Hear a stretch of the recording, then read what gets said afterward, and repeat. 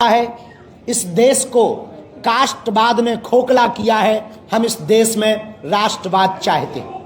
हम तलवारों की लड़ाई पर भरोसा नहीं करते, विचारों की लड़ाई पर भरोसा करते हैं। इस देश में सनातनीय परंपरा के मानने वाले जितने लोग हैं, हम उनकी लड़ाई लेकर के, हम उनके विचारों को लेकर के गांव गांव, गली गली, नुक्कड़ नुक्कड़ जाएंगे, हिंदुओं को जगाएंगे, हिंदुओं को एक करेंगे, ताकि आने वाले समय में भारत की जो जनरेशन है, अल्फा बीटा या वर्तमान में जैन जी, वो कास्टवाद के चक्कर में ना पड़कर राष्ट्रवाद के चक्कर में पड़े और भारत हमारा विश्व गुरु बने।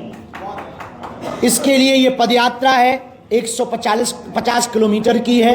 कल प्रातःकाल 7 बजे से कात्यायनी माता मंदिर पर मंचीय कार्यक्रम प्रारंभ होगा। इसमें राष्ट्रगान और हनुमान चालीसा के साथ पदयात्रा प्रारंभ होगी। प्रतिदिन 7 शपथ ली जाएंगी। लगभग 40,000 पदयात्री का रजिस्ट्रेशन बागेश्वर धाम पर हो चुका, जो पूरे भारत वर्ष से आ रहे हैं, जगह जगह, कोने कोने, गली गली से आ रहे हैं। 80 करोड़ हिंदू इस देश में रहते हैं। उन सभी हिंदुओं की लड़ाई हम गांव गांव, गली गली में पहुंचकर लड़ रहे हैं। हमारा उद्देश्य एकमात्र है कि इस देश में हिंदू एकता हो, सनातन एकता हो। हम मुसलमानों के खिलाफ नहीं, हिंदुओं के पक्ष में पदयात्रा कर रहे हैं। इस पदयात्रा में हम आपको निवेदन करना चाहें कि कोई भी पदयात्री अस्त्र शस्त्र लेकर न आए। इस पदयात्रा में माताओं की सुरक्षा विशेष रूप से हो। इस पदयात्रा में रहने की, भोजन की व्यवस्था बहुत व्यापक रूप से की जा रही है। जितनी सामर्थ्यता है हमारी, इन 10 दिनों में 9 रातें रुकेंगे, 10 दिनों तक चलेंगे। प्रातः काल हनुमान चालीसा राष्ट्रगान से प्रारंभ होगी। इसके बाद पदयात्रा बढ़ेगी। गांव के लोगों से हम मिलेंगे, उनसे हिंदू एकता के लिए संकल्प दिलवाएंगे। मंचों पर संकल्प दिलवाया जाएगा, रोड पर भी संकल्प दिलवाया जाएगा। इस देश के साधु संत महात्मा और अभिनय जगत के लोग और राजपीठ के लोग, सभी लोग इस पदयात्रा में आ रहे हैं। जो जो हिंदुत्व से प्रेम करते हैं, सनातन से प्रेम करते हैं, तिरंगा से प्रेम करते हैं, वो इस पदयात्रा में आ रहे हैं। कुछ लोग हैं जो तिरंगा में चांद देखना चाहते हैं, हम चांद पर तिरंगा देखना चाहते हैं। इस पदयात्रा में दोपहर के भोजन के समय भी संकल्प होगा। 7 संकल्प लिए जाएंगे।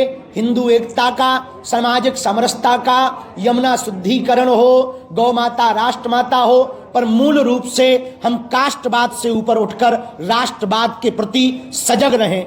हमारा उद्देश्य इस पदयात्रा का आपकी आने वाली पीढ़ी को बचाना। यहाँ जितने पत्रकार हैं, मीडिया कर्मी हैं या कैमरा चलाने वाले हैं, हम आपके बच्चों के लिए भी ये पदयात्रा कर रहे हैं, ताकि आपके बच्चे आने वाले समय में इस्लामिक ना हो जाएं, अपनी परंपरा को मानते रहें। इसके लिए ये पदयात्रा कर रहे हैं। इसी के लिए हमने आज हमारे अभिभावक रूप में श्री तिजारा बाला जी और श्री मनोज त्यागी जी, आप सबने ये आज की व्यवस्था की, आप सबको बुलाया। इस पदयात्रा में 10 तारीख जो है, वो पूरी की पूरी 10 तारीख की पदयात्रा सिखों के 9वें गुरु तेग बहादुर जी, उनकी शहादत के लिए ये उनका वर्ष चल रहा है, शहादत का साला चल रहा है। उस दिन की पदयात्रा पूरी उनके लिए समर्पित रहेगी।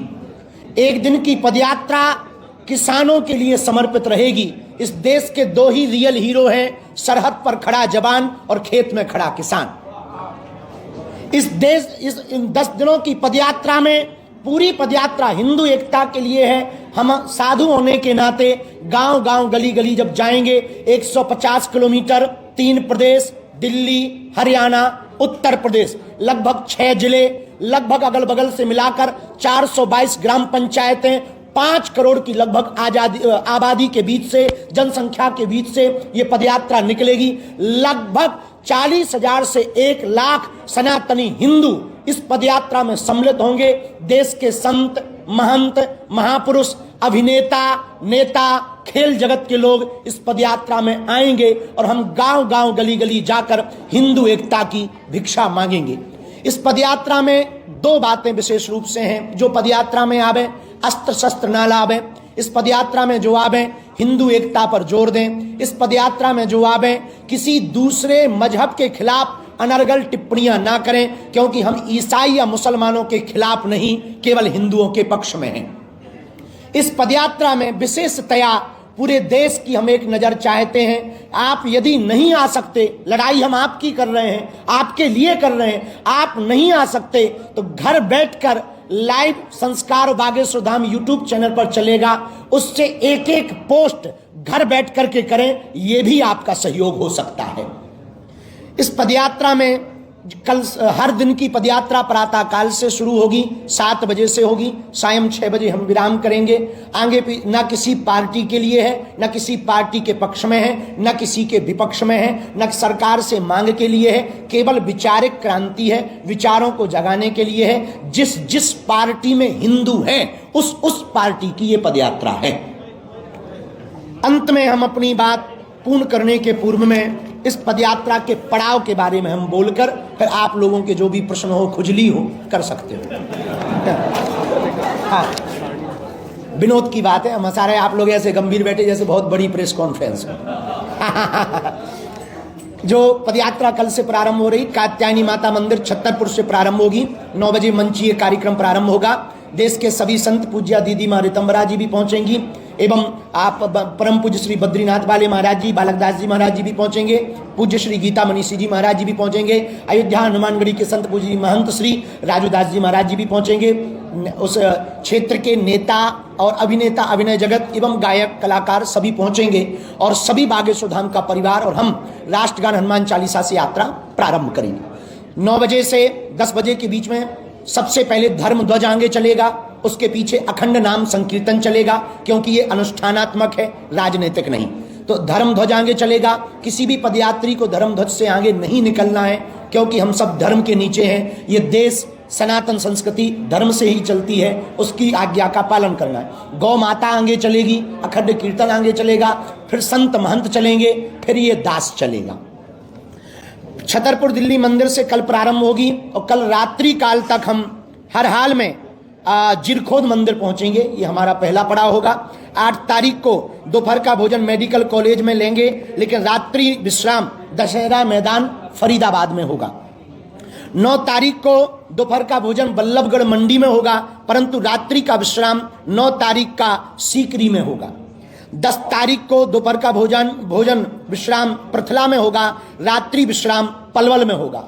जहां जहां भी विश्राम होगा, दोनों जगह मंचीय कार्यक्रम, सांस्कृतिक कार्यक्रमों में जो हमें अभी तक सूचना मिली, बहुत भारत के प्रसिद्ध गायक विशाल मिश्रा, जुबिन नौटियाल, बी पराग, प्रकाश माली, कन्हैया मित्तल जी और अभिनय जगत के राजपाल यादव, अन्नू अवस्थी जी कानपुर वाले, सभी संत महंत महापुरुष इस पदयात्रा में पहुंच रहे हैं। 10 तारीख को रात्रि विश्राम पलवल में होगा। 11 तारीख को सुबह 7 बजे पदयात्रा प्रारंभ होगी। दोपहर का भोजन प्रसाद विश्राम पलवल शुगर मिल में होगा, परंतु रात्रि विश्राम 11 तारीख का मित्रोल में होगा।